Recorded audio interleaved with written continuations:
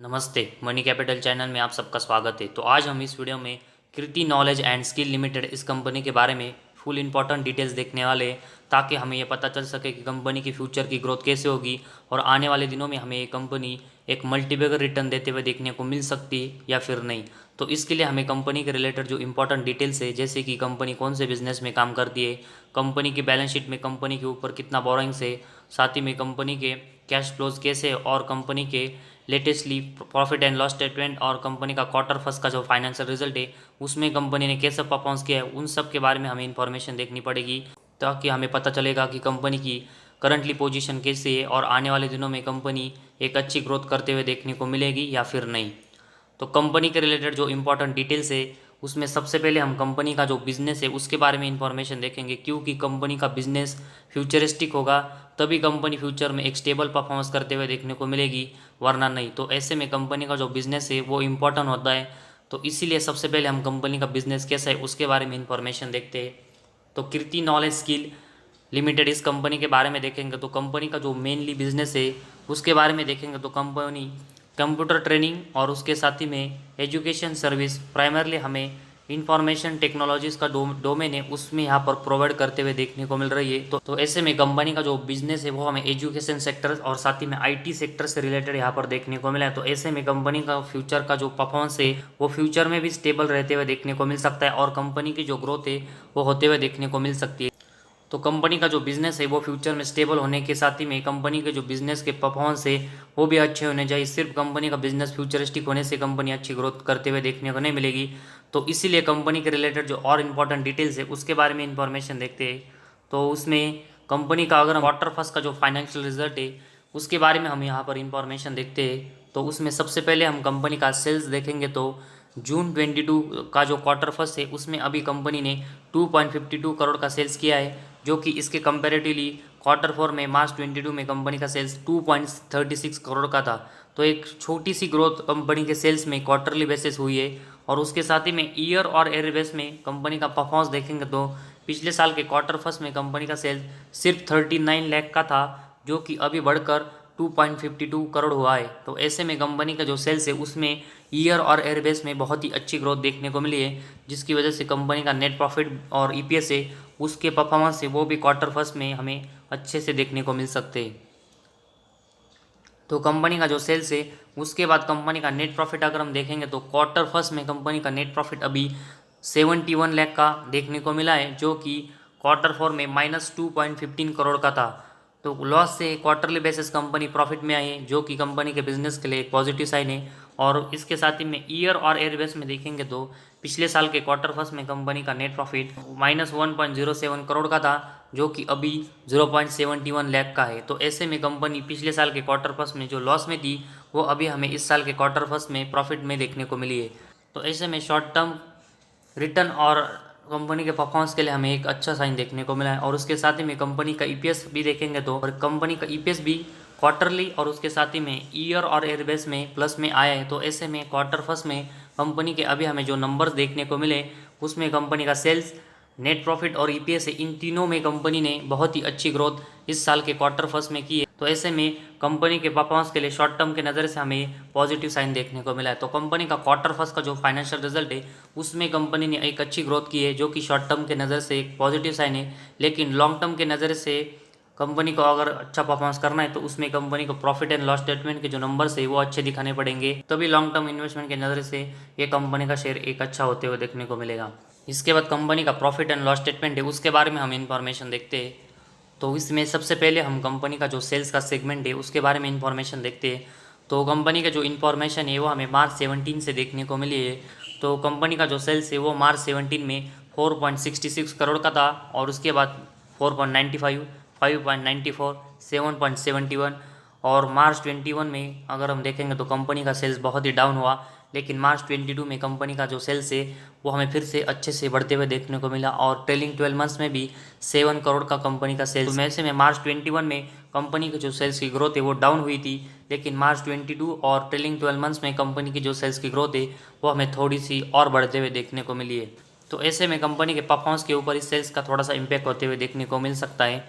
तो इसके बाद तो कंपनी का जो सेल्स है उसके कंपेरेटिवली अगर हम कंपनी का एक्सपेंस देखेंगे तो मार्च 21 के बाद कंपनी के जो एक्सपेंस है वो कंपनी के सेल्स के कंपेरेटिवली ज़्यादा हुए और उसी वजह से ऑपरेटिंग प्रॉफिट कंपनी का मार्च 21, मार्च 22 और जो ट्रेलिंग 12 मंथ्स है उसमें माइनस में देखने को मिला है। और उसके साथ ही में कंपनी का ऑपरेटिंग प्रॉफिट मार्जिन भी पिछले 3 साल में हम देखेंगे तो ये भी -262, -78% और -25% का देखने को मिला है।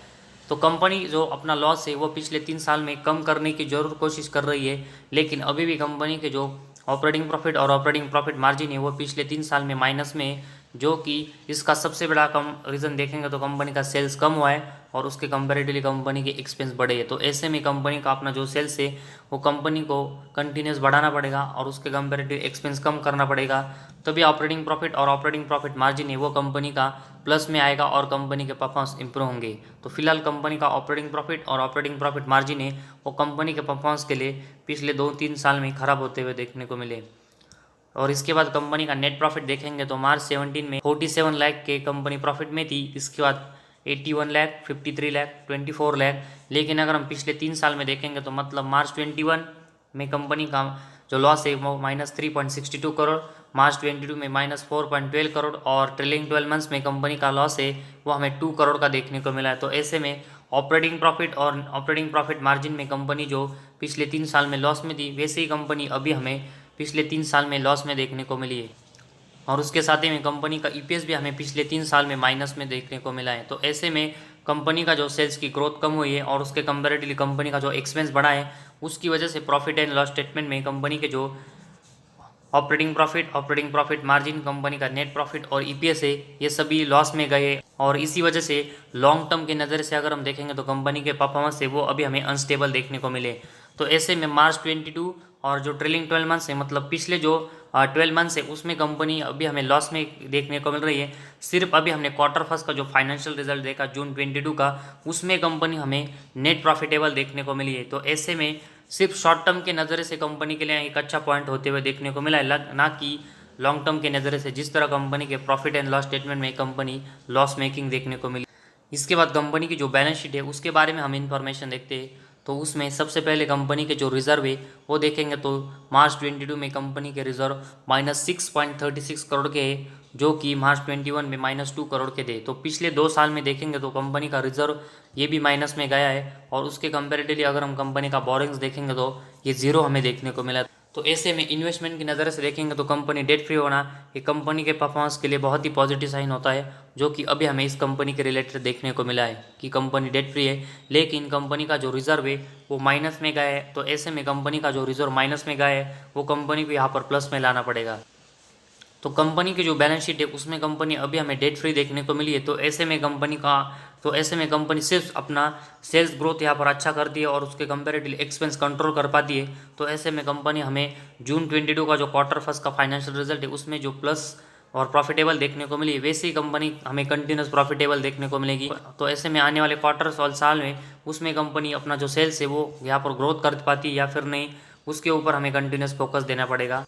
इसके बाद कैश फ्लोज के बारे में इंफॉर्मेशन देखेंगे तो कंपनी के नेट कैश फ्लो मार्च 22 में 29 लाख के प्लस में देखने को मिले, जो कि अगर हम इससे पहले 3 साल देखेंगे तो कंपनी का नेट कैश फ्लो माइनस में था। तो ऐसे में कंपनी का नेट कैश फ्लो कंपनी को कंटिन्यूस यहाँ पर पॉजिटिव में जनरेट करना पड़ेगा, जिस तरह मार्च 22 में कंपनी का अभी हमें देखने को मिला है। तो ऐसे में कंपनी का जो नेट कैश फ्लो है वो हमें मार्च 22 में थोड़ा सा इंप्रूव होते हुए देखने को मिला है, जो कि कंपनी के परफॉर्मेंस के लिए एक पॉजिटिव साइन है। और ऐसे में कंपनी को आने वाले साल है उसमें continuous net cash flow plus में जनरेट करना पड़ेगा ताकि कंपनी के परफॉर्मेंस के लिए पॉजिटिव साइन हो।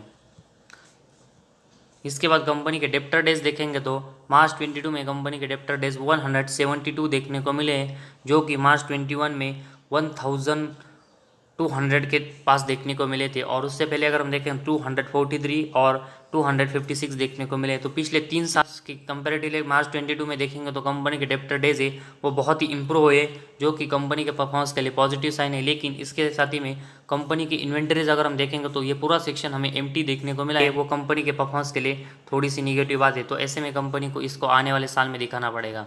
तो कंपनी के रिलेटेड अभी हमने जो फुल इन्फॉर्मेशन देखी उसमें कंपनी का प्रॉफिट एंड लॉस स्टेटमेंट अगर हम देखेंगे तो उसमें कंपनी के जो ऑपरेटिंग प्रॉफिट मार्जिन, कंपनी का नेट प्रॉफिट और ईपीएस इन सब के परफॉर्मेंस पिछले 3 साल में डाउन होते हुए देखने को मिले। और उसका जो रीज़न है वो अगर हम देखेंगे तो कंपनी की जो सेल्स की ग्रोथ कम हुई है और उसके कंपैरेटिवली जो कंपनी का एक्सपेंस बढ़ा है, उसकी वजह से ये सभी सेगमेंट में कंपनी लॉस मेकिंग देखने को मिली है।